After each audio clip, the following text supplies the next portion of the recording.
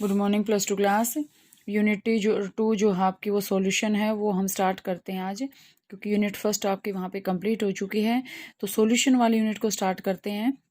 तो देखो ध्यान से, सबसे पहले आपके पास आता है कि सॉल्यूशन होता क्या है। तो सबसे पहले अगर हम सॉल्यूशन की डेफिनेशन देखें तो सॉल्यूशन होता क्या है। देखो 9th क्लास से आप ये चीज़ पढ़ते आ रहे हो कि सॉल्यूशन होता क्या है। सॉल्यूशन को हम क्या कहेंगे, एक होमोजीनियस मिक्सचर होता है टू और more than chemically non reacting substance का। ठीक है। तो ये आपके पास हम क्या कहेंगे, सबसे पहले तो हम क्या कंडीशन लगाएंगे यहाँ पे कि वो जो सॉल्यूशन होता है वो होमोजीनियस होता है।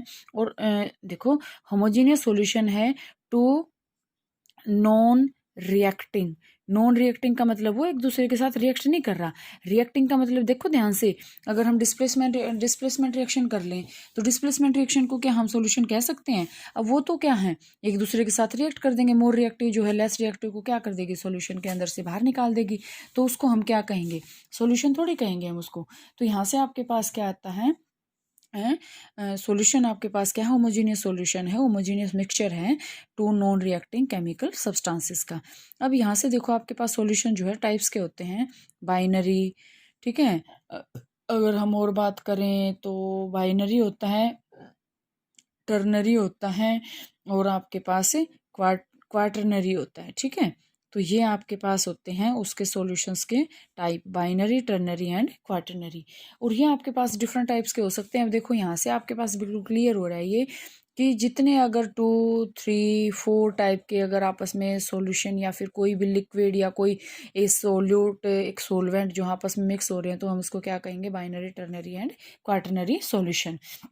इसके अंदर आपके पास क्या होता है, देखो सॉल्यूशंस के अंदर देखो बहुत कॉमन है आज का चैप्टर जो है उसके अंदर। सॉल्यूशन के अंदर आपके पास होता क्या है, सॉल्यूशन के अंदर एक आपके पास होता है सोल्यूट और एक आपके पास क्या होता है, सोलवेंट। दो टाइप्स के मॉलिक्यूल होते हैं, सोल्यूट प्लस सोलवेंट। अब यहाँ से देखो आपके पास यहाँ से आएंगे कि एक आपके पास आता है डाइल्यूट सॉल्यूशन और एक आपके पास आता है कंसंट्रेटेड सॉल्यूशन। डाइल्यूट के अंदर देखो 9th क्लास से ये बातें चली आ रही हैं। डाइल्यूट, ये मत कहना कि मैडम यहाँ पे क्या करवा रही है, अब ये बेसिक चीज़ें हैं तो हमें यहाँ पे बतानी पड़ेंगी। डाइल्यूट जो होता है उसके अंदर जो सोल्यूट की अमाउंट होती है वो क्या होती है, लेस होती है, बट जो सोलवेंट होता है वो क्या होता है, ज़्यादा होता है। अब अगर हम कंसनट्रेटेड की बात करें तो जो इसके अंदर सोल्यूट होता है वो ज़्यादा होता है और सोलवेंट जो होता है वो क्या होता है, कम होता है।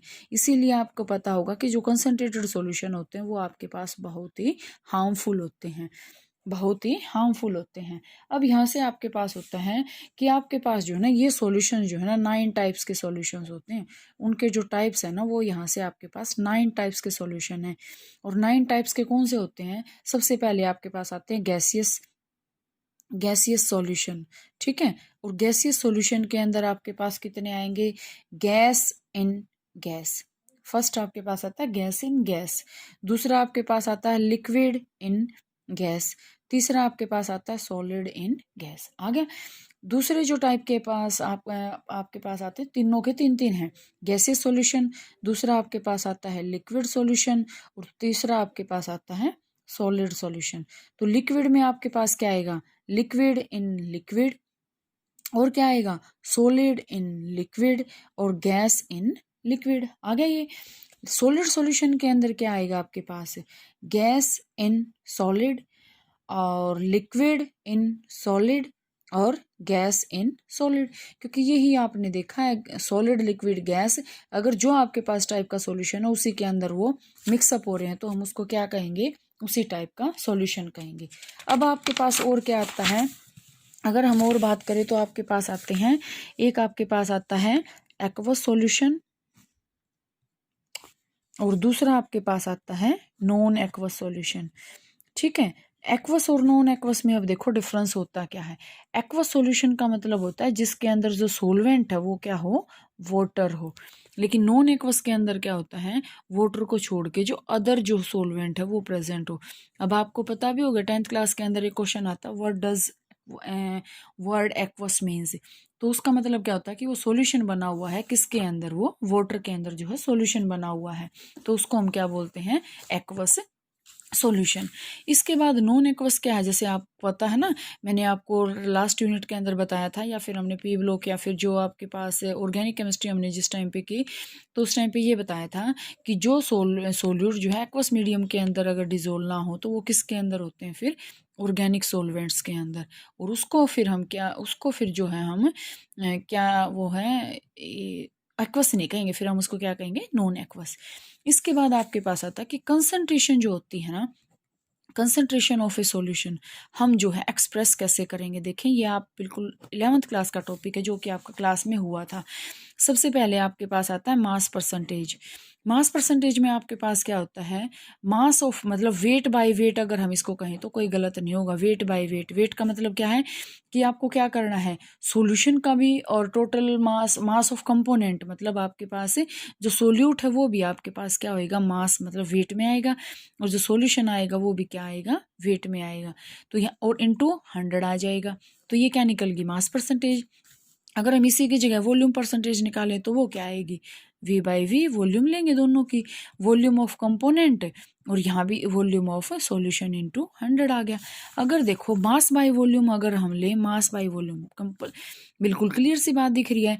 हम सोल्यूट का क्या लेंगे, मास लेंगे, और जो सॉल्यूशन लेंगे वो क्या लेंगे, वॉल्यूम में, और इनटू क्या कर दें, उसका 100 कर देंगे। तो आपके पास क्या आ गया, ये mass by volume.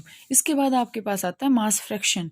Mass fraction में देखो बच्चे हम क्या करते हैं, मास फ्रैक्शन के अंदर हम करते हैं, आपके पास होता है देखो टोटल, अगर मैं देखो आपके पास मैंने कह दिया कि दो चीज़ों से मिलके एक तीसरी चीज़ बनी हुई है, ठीक है, और हमें इनका निकालना है वेट या फिर जो भी मास फ्रैक्शन की, इनके इसी के अंदर इनके कितनी परसेंटेज जो है प्रेजेंट है।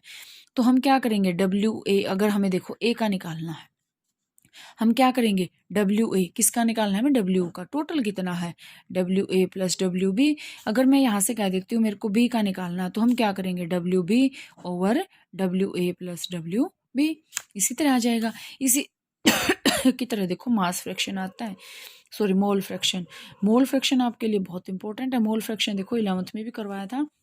अगर मैं यहाँ से देखूँ, मैंने आपको बार बार बता रखा कि टोटल नंबर ऑफ मोल्स की अगर हम टोटल करें तो आपके पास क्या आता है, ऑलवेज यूनिट ही आता है वो। तो यहाँ से देखो आपके पास, मैं कहती हूँ कि आपके पास से ये भी दो आपके पास से जो है मोल से बना हुआ है, दो नंबर ऑफ कंपोनेंट से बना हुआ है। मेरे को ए का मास फ्रैक्शन या मोल फ्रैक्शन निकालना, तो हम उसको कैसे निकालते हैं, X A is equal to number of mole of A over total number of mole of A and B. तो ये हम क्या करेंगे, इसके सॉरी मोल फ्रैक्शन हम इसके निकाल लेते हैं। इसी तरह आपके पास एक्स बी आ जाए तो हम क्या करेंगे, number of mole of B over N A plus N B, यही हम करेंगे। और आपको ये भी बता रखा है, अभी बताया था मैंने, यहाँ से आपके पास क्या आएगा, X A plus X B is equal to 1, और यहाँ से मैं एक्स ए की वैल्यू निकालूँ तो क्या आ जाएगा, 1 माइनस एक्स बी, कि टोटल में से एक्स बी को घटा देंगे तो क्या आ गया, उसका मोल फ्रैक्शन आ गया। इसके बाद देखो आपके पास आता है दो चिन्ह जो है मेन मेन वो है, वो आते हैं आपके पास। इसमें आपके पास आता है तीन जो चीज़ है वो मेन है, मोलैरिटी, नॉर्मेलिटी और मोलैलिटी। ये तीन ही चीज़ आपके पास मेन होती हैं, जो मैं आपको बार बार यहाँ से बताती हूँ। तो ध्यान से देखो आपके पास मोलैलिटी होती क्या है। सबसे पहले हम लेते हैं मोलैलिटी। मोलैलिटी आपके पास क्या होती है, number of moles of the solute dissolve in पर ग्राम ऑफ द सोलवेंट। यहाँ पे हम मोलैलिटी के अंदर क्या लेते हैं, पर केजी, ठीक है। मास, वॉल्यूम, नंबर ऑफ मोल हम लेंगे ऊपर, और नीचे क्या लेंगे, केजी के अंदर मास लेंगे उसका, ठीक है। अगर मैं नॉर्मेलिटी की बात करूँ तो नॉर्मेलिटी में हम क्या लेते हैं, नंबर ऑफ ग्राम इक्विवेलेंट्स, ये आपके लिए इंपॉर्टेंट है, number of gram equivalent, volume of solution in litre, ठीक है। यहाँ से हम लीटर के अंदर लेंगे। अगर मैं यहाँ से मोलैरिटी की बात करूँ तो मोलैरिटी आपके पास क्या होती है, number of moles of the solute, number of moles of the solute dissolve in पर लीटर ऑफ द सॉल्यूशन। और आपके मोलैलिटी में आपके पास क्या करना है, मोलैलिटी में सिर्फ और सिर्फ आपको यहाँ पे क्या लेना है, ये सोलवेंट लेना है।